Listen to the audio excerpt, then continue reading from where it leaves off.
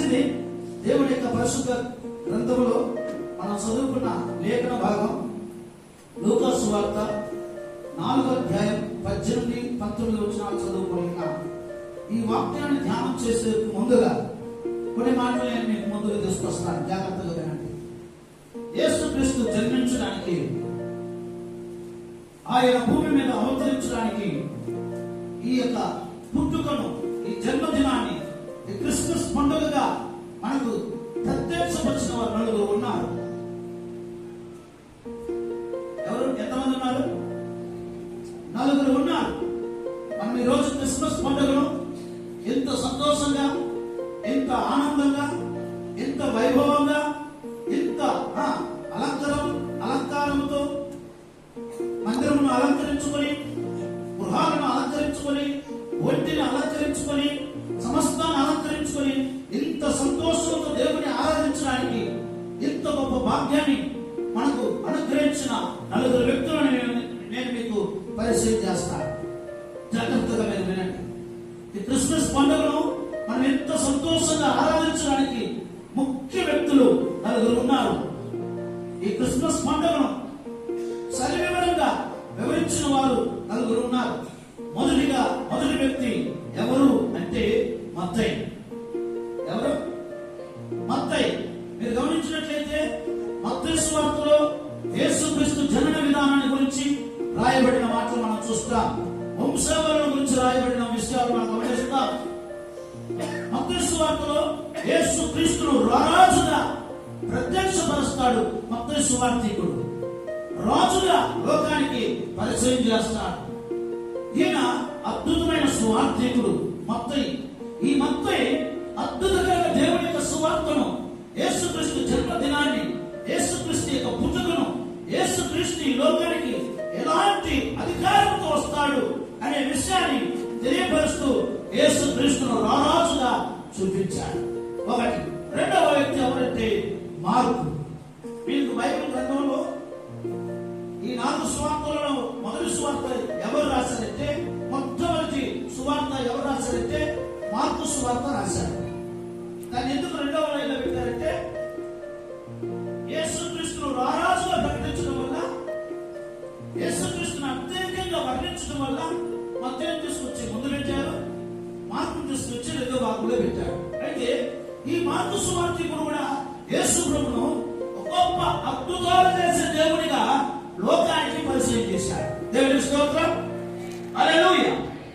అంతమాత్రం కాదు, రెండవ కార్యం ఏంటంటే మార్పు చేసిన మరొక పని, యేసుక్రీస్తుని ఎట్లా లోకానికి పరిచయం చేశాడంటే దేవుని యొక్క సేవకుడిగా ప్రత్యక్షపరిచాడు లోకానికి. మీరు బైబిల్ గ్రంథం చూసినట్లయితే అపోస్తలుల కార్యం 10వ అధ్యాయం 38వ వచనం, అపోస్తలుల కార్యం 10వ అధ్యాయం 38వ వచనంలో రాయబడిన మాట మనం గమనిస్తే, అదేదనగా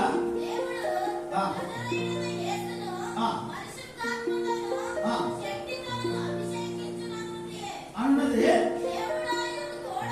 తోడైన కనుక మేలు చేయొచ్చు, అపవాదించేత పీడింపబడిన వారందరినీ స్వస్థతపరచుచు సంచరించుచు నేను అని రాయబడిన మాట.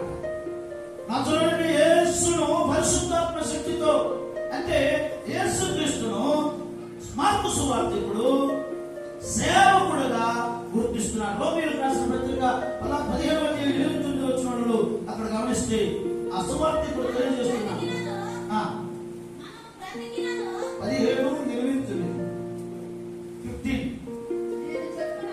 నేను చెప్పినదేమనగా, పితరులకు చేరిన వాగ్దానముల విషయంలో దేవుడు సత్యవంతుడని స్థాపించుటకును, ఆయన కనికరమును వచ్చి పరిచుటకును పరిచారకుడాయను. అందు విషయమై ఏదో చేతును అన్యజనులలో నేను నిన్ను స్తుతించును చేతులని వ్రాయబడి ఉన్నది. మరియు అన్యజనులారా ప్రజలతో సంతోషించుడని చెప్పి. మీరు గమనించండి, మీరు ఇంటికి చదువుకోండి. యెషయా గ్రంథం 60వ అధ్యాయంలో ఒక అద్భుతమైన మాట ఉంటాయి. మీకు రాయబడిన మాటలన్నీ కూడా అక్కడ రాయబడి ఉంటాయి. మీరు గమనించండి. ఇలాంటి కార్యాన్ని యేసుక్రీస్తును లోకానికి ప్రత్యక్షపరుస్తూ అద్భుతాలు చేసి చేసే ప్రభువుగాను సేవకుడుగాను మార్కు సువార్తికుడు ప్రత్యక్షపరుస్తున్నాడు. రెండవ వ్యక్తి ఎవరంటే లూకా సువార్తికుడు. లూకా భక్తుడు ఏమని లోకానికి పరిచయం చేస్తున్నట్టే బైబిల్ వాక్యం తెలియజేస్తుంది. ఇక్కడ రాయబడిన మాట ప్రకారంగా ఆ సువార్త మొత్తం చదివితే మనకు తెలిసే కార్యం ఏంటంటే, ఈ సువార్తికుడు యేసుక్రీస్తును దేవుని కుమారుడిగా లోకానికి ప్రత్యక్షపరుస్తూ ఉన్నాడు. ఎవరిగా? దేవుని కుమారుడిగా ప్రత్యక్షపరుస్తూ ఉన్నాడు లూకా సువార్తికుడు. నాలుగవ వ్యక్తి యోహాను సువార్తికుడు తెలియపరుస్తూ ఏమంటాడంటే, యేసుక్రీస్తుని ఎలా ప్రత్యక్షపరుస్తున్నాడంటే వాక్యం రూపంలో ప్రత్యక్షపరుస్తూ ఉన్నాడు. ఆమె ఎట్లా ప్రత్యక్షపరుస్తున్నాడు చూడండి. యోహాను సువార్త 1వ అధ్యాయం 1వ వచనం, ఆదియందు వాక్యం ఉండెను, దేవుని యొద్ద ఉండెను, దేవుడై ఉండెను. ఆ మాట అర్థమై కాబట్టి 1వ వచనం మాత్రం చదువుగా, ఆదియందు వాక్యం ఉండెను, వాక్యము దేవుని యొద్ద ఉండెను, వాక్యము దేవుడై ఉండెను అని చెప్పి 14వ వచనం చూడండి.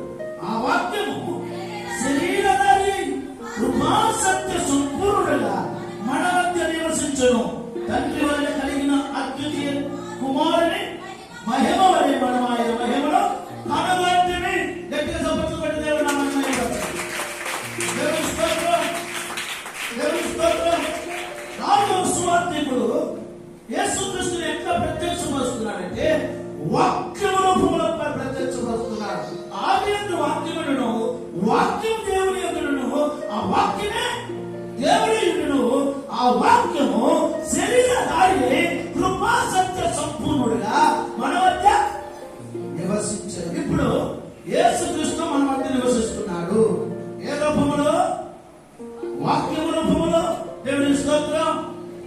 వాక్యం రూపంలో.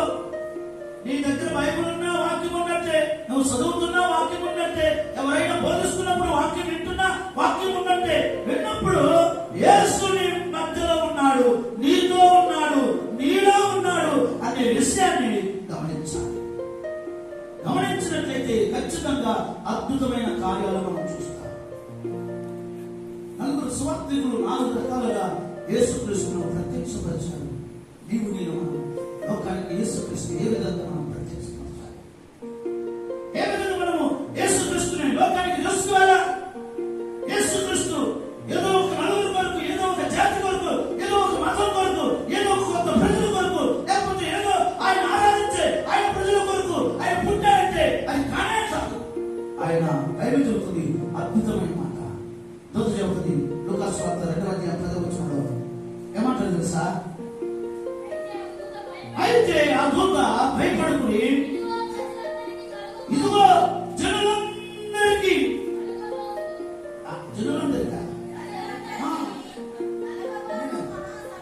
అక్కడ గమనించాలి. ఏమైనది? ప్రజలందరికీ. ప్రజలంటే ఎవరెవరున్నారు? అందరూ ఉన్నారు. ప్రజలంటే అందరూ. పశువులంటే పశువులు. పశువులలో జాతులు ఉంటాయి, మనుషులలో జాతులు ఉండరు. మనిషి జాతి లేదు. మనుషులు ఏర్పాటు చేసుకున్నారు జాతులను, మతాలను మనుషులు ఏర్పాటు చేసుకున్నారు. గమనించినట్లయితే ఇక్కడ రాయబడిన మాట ఏంటంటే, మహా సంతోషకరమైన సువర్తమానము నేను మీకు తెలియజేస్తున్నాను. దేవుని స్తోత్రం. మహా సంతోషకరమైన శుభవర్తమానం. ఏంటి శుభవర్తమానం? ఏంటి శుభవర్తమానం? ఈ మాట చదువుతున్న మనకు అర్థమవ్వాలి. యేసుక్రీస్తు ఎందుకు వచ్చాడు, మనకు ఏం చేయడానికి యేసుక్రీస్తు వచ్చాడు, ఆయన పరలోకం నుంచి మనుషుడిగా భూమి మీదకి ఎందుకు వచ్చాడు, ఆయన ప్రశ్న ప్రజలందరికీ కలగబోవు మహా సంతోషకరమైన శుభవర్తమానం. శుభవర్తమానం బైబిల్ చెబుతుంది వేదలకు సువార్తను. గ్లోరీ, హల్లెలూయా, హల్లెలూయా, హల్లెలూయా. ఎవరి సువార్త? యేసుక్రీస్తు జన్మించడానికి కారణం ఏంటో తెలుసా? వేదలకు సువార్తను ప్రకటించడానికి. యేసుక్రీస్తు పుట్టడానికి కారణం ఏంటో తెలుసా? వేదలకు సువార్త ప్రకటించడానికి.